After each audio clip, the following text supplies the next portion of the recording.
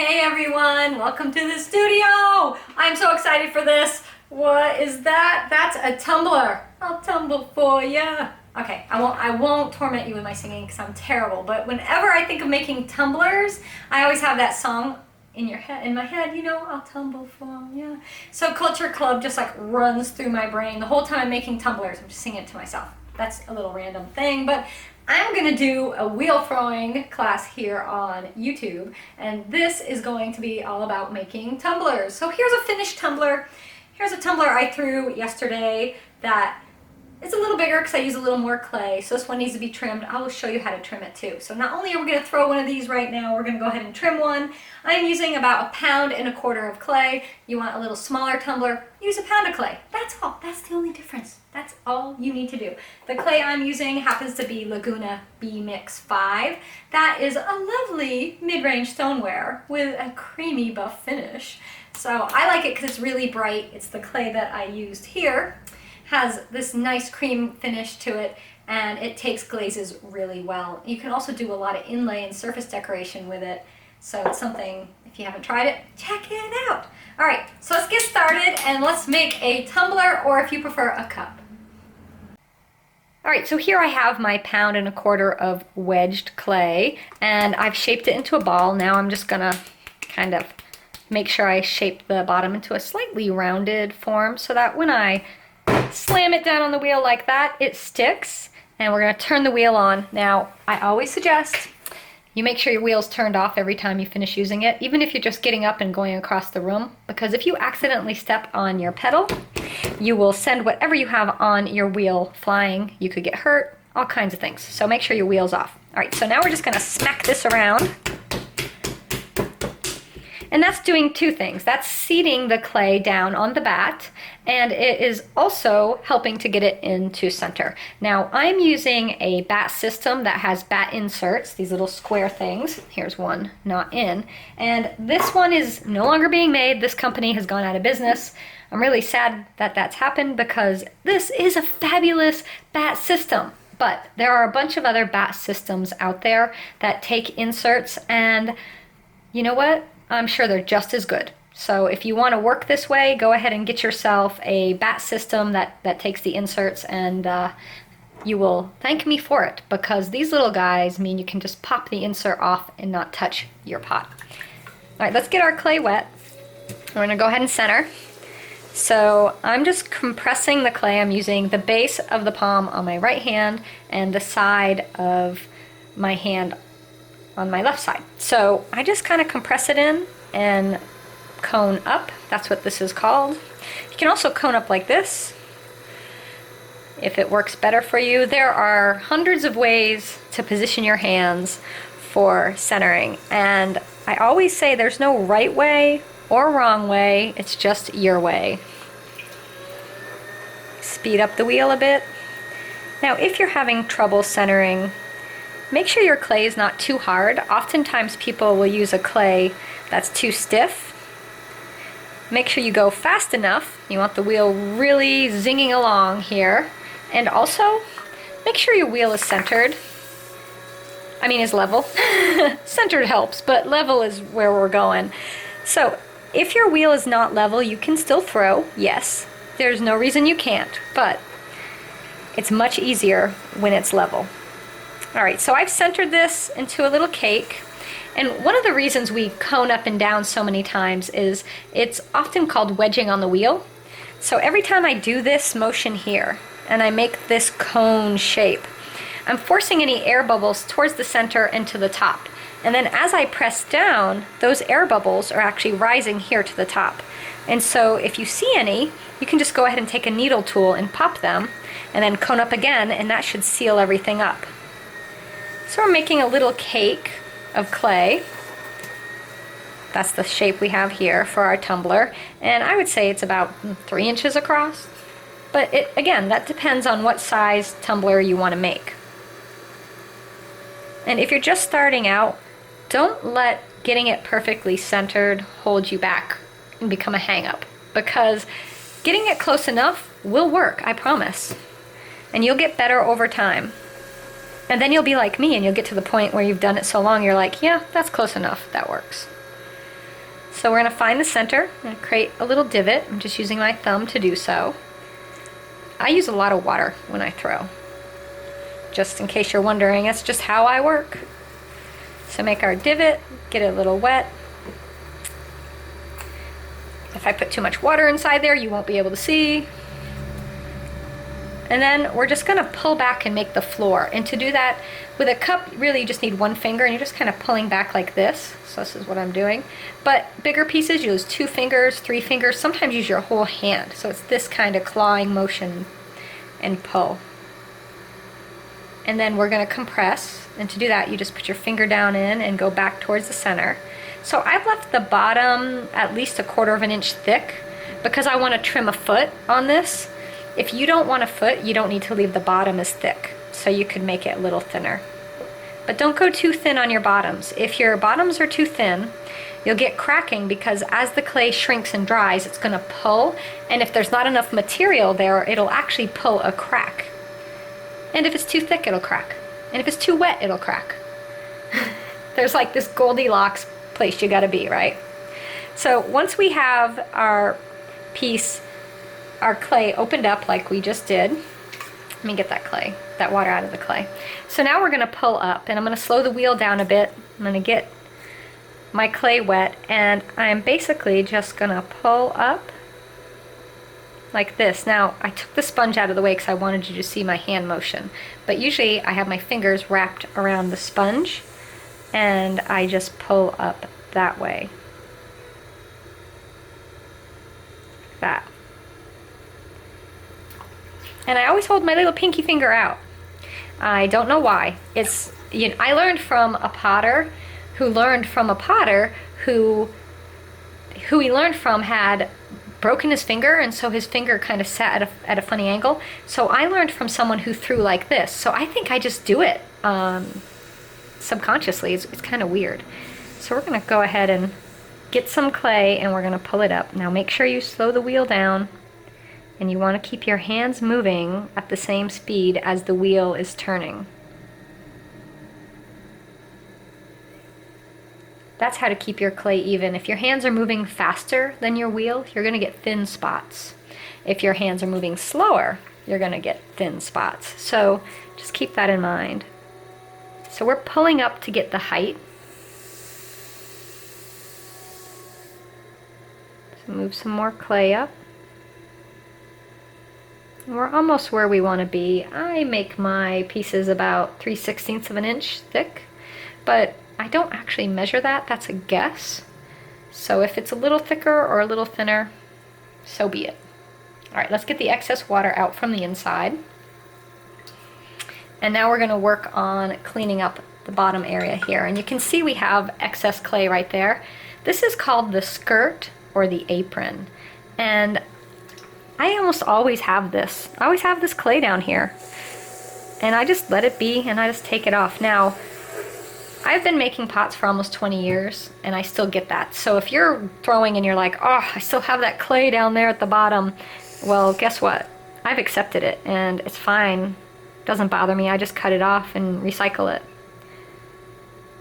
So I don't even worry about it anymore. So I just use my rib to clean up the outside of my tumbler and smooth out any throw marks that's there. Now if you want to keep your throw marks, you don't have to use a rib. You don't have to. You can just use your fingers.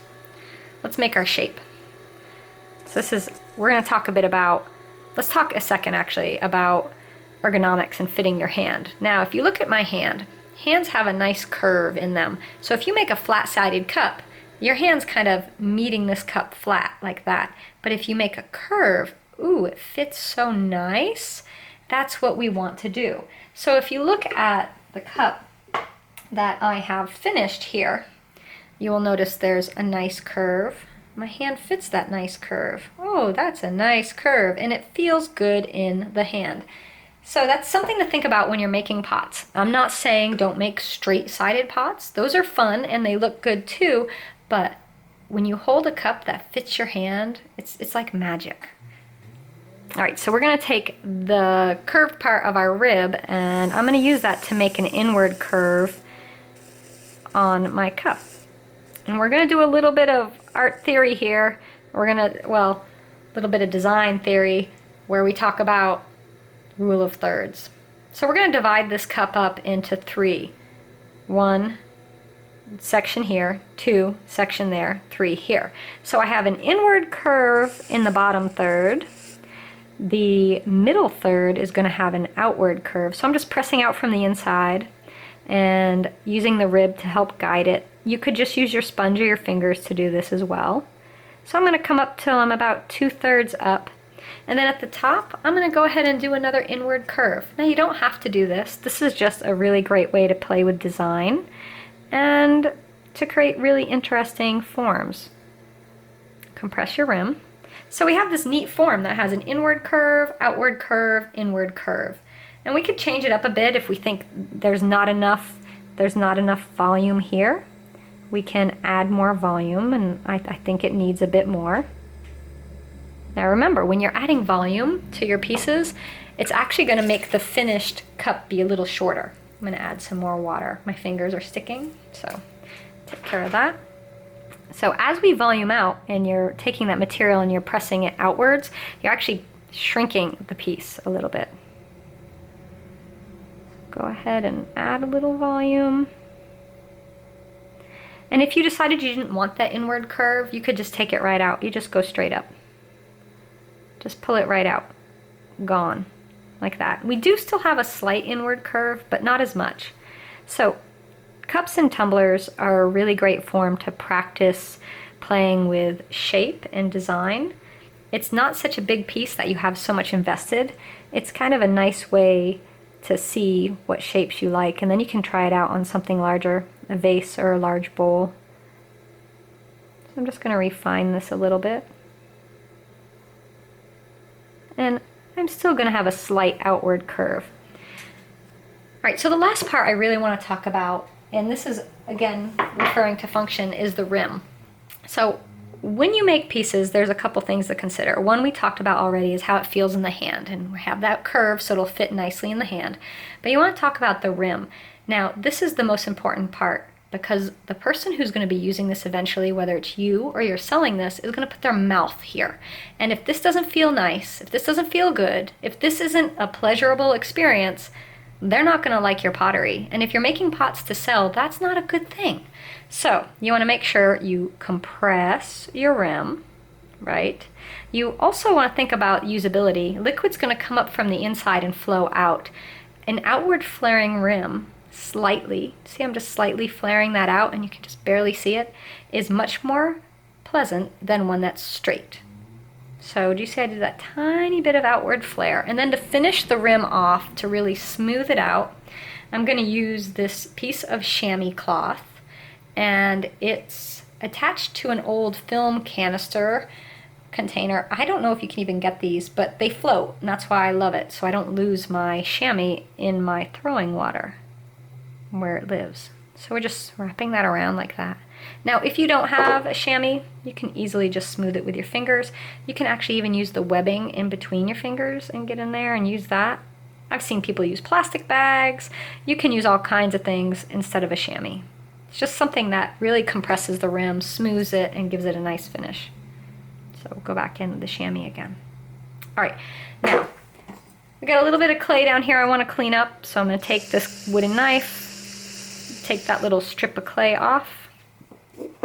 Stuck on there, let's get rid of that right there. Come on, you. Sometimes your clay is a little wet and it gets super sticky. So let's see if we can take that off. And of course, I just go ahead and move it up. Hold on. There we go. Wooden rib to the rescue. Take that off. All right, so this is basically done, and all we have left to do is cut it off the wheel, and we're gonna trim. And I have one I threw the other day that I'm gonna trim right now for you. So we're gonna pop this right off. I'm using a flathead screwdriver to remove the insert. You might be able to just reach in with your hands and grab this guy and pull it right out, but I cannot, so I use this. This is my friend, and it lives in my tools on my wheel. It just lives there. So I'm gonna put another insert in, but I'm not gonna trim on this bat. I'm gonna switch to just a regular bat. This bat is great for throwing, but when you go to trim, the problem is it has those holes. I don't know. I just like trimming on a regular bat. So just gonna go ahead and get the bat wet, because a dry bat is not the best bat to trim on. So clean that off. I'm gonna dry my hands a bit. I'm messy when I throw. It's just how I work. I will never be clean. I will always be messy, and that's just me. And I'm okay with it. So all you potters out there that throw and your hands are like clean all the time, you rock, because I can't do that. And I've never been able to, and I don't even want to anymore. I gotta get my back gripper. This guy right here. I love this. So, you ever notice how sometimes your bats wobble? Get this wobble going on? Put one of these guys down. Look at this. Put this down first. This is kind of like a squishy material. Put that down. Put your bat on top of that. No more wobble. How about that? I know. That's pretty fabulous. So I'm just gonna, I got the bat wet, but now I want to dry it off a bit. Because you don't want it soaking wet. That's not good. Now, I'm gonna take our pot. This is leather hard. I threw it 2 days ago, and it's been sitting for 2 days in my studio. And you can see we gotta take some material off. So the trimming part, you get to decide what kind of foot you want. So you can see my very dirty bottom. People don't say that very much, do they? Unless you're a potter.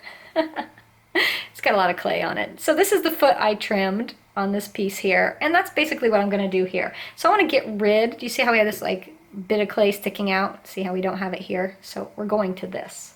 So let's go ahead and get our piece lined up. Now you might use something like a Giffen grip or a quick trim or some other thing to help you trim your pots, and you can do that if you want to, but this is how I learned when I first was learning. So you put your pot on the wheel, and to see if it's centered, you take a needle tool, and do you see how it's bumping it right there? So I know it's too close where it's bumping, so you just find that, so let me spin this around, it starts to bump there and it goes to here, so it has to move in that direction. So just scooch it over that way. Turn it back on. Of course you want to smooth out those lines because we're going to do it again. And so let's see, we need to move it this way a little bit. So you just keep doing that until you get it centered. Now eventually you'll get to the point where you don't need the needle tool at all. You can just use your finger and you can say, oh, that's actually pretty good. We'll just leave it. And again, if you're having a hard time getting your pot centered for trimming, don't let it frustrate you. You know, if you get it as good as you can, go with it. Don't let it keep you from moving forward. All right, I'm taking a coil of clay, rolling this out, and we're gonna do the old school wads of clay to hold down our pot. So you just roll it out into a coil. I'm using the same exact clay that I made the piece out of. That's because if I used a dark clay to hold my piece down, I would leave a residue of that dark clay on my light clay, and that would not make me happy. Same thing if I went the other way. So I just suggest you use the same clay that you made the piece out of, and then you'll be happy. All right, let's trim this, and I am just gonna take my trimming tool. This is a Dolan trimming tool, and you notice how I got my hands connecting. I'm creating a stable base. And we're just gonna take all this off to about there. So that's nice, right? That looks good. Now let's make our foot ring. Just gonna take the corner and let that make a guiding line. So we get the foot ring started. Now I'm gonna go to the center, and I'm just gonna remove material going outward, and it creates that really cute spiral in the bottom. Look at that. We could leave it. I take it out because I'm gonna sign my name there, so I want a nice smooth bottom. I like smooth bottoms. So, talking about bottoms a lot today in this video. What? All right, now we're gonna clean up the side here. And that's pretty good. Just tapping it.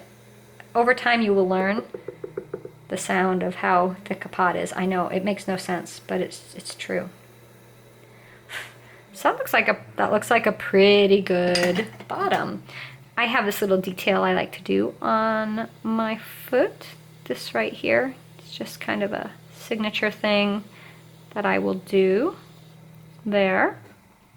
Looks pretty good. So to finish it off, just like on the rim, you don't want sharp edges there. You don't want sharp edges on the bottom. So I will take my sponge. If you're using a clay that is groggy, and if you know who you are if you're using groggy clay. If you're like, what's groggy clay? Well, then you're not using groggy clay. You don't want to use this yellow sponge. You want one of these lovely white mud tool sponges. Here's my white mud tool sponge. These guys don't raise the grog, so this only pertains to you if you're using groggy clay. They work great for everything, honestly. I just keep going back to my old yellow sponge. Okay, so it's trimmed, that's it. Nice and smooth, rounded over the edges, so it's not gonna scratch any tables or anything. And it's done. These little guys right here can get wedged up and recycled. Usually I will have about 10 cups to trim at a given time, so what I often will do is just use them up and then they'll get really dry and then I'll dip them in water, put them in a plastic bag, and then they rehydrate.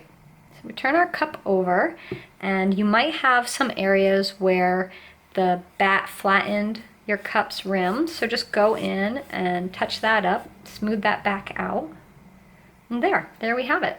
So look at this cup and look how it fits in the hand, curve of cup, fit. See, nice, it feels good. Now remember, it's gonna shrink about 12%, or at least this clay here will shrink 12%. So if you're watching this and you're like, yeah, that's a little big for my hand, no, make it a tiny bit big, because it's going to shrink down and then it's going to be like this. Perfect right here. So let's talk quickly about this glaze. What glaze is this? These are made by Clayscapes Pottery. They have a whole line of Brooklyn glazes. These glazes are from that line. The white glaze on top is actually a glaze they make called cream. So I glaze the inside with their yellow, the outside with this beautiful light sky blue, and then I over dipped, bloop, just like that in the bucket with the cream glaze. Look at that. This is my Good Morning Sunshine mug. Well, it's actually a tumbler, so it's my Good Morning Sunshine tumbler, because the inside is like a bright sunny day and beautiful blue skies with these wispy clouds. So this is like the best way to start your day, is with something glazed like this.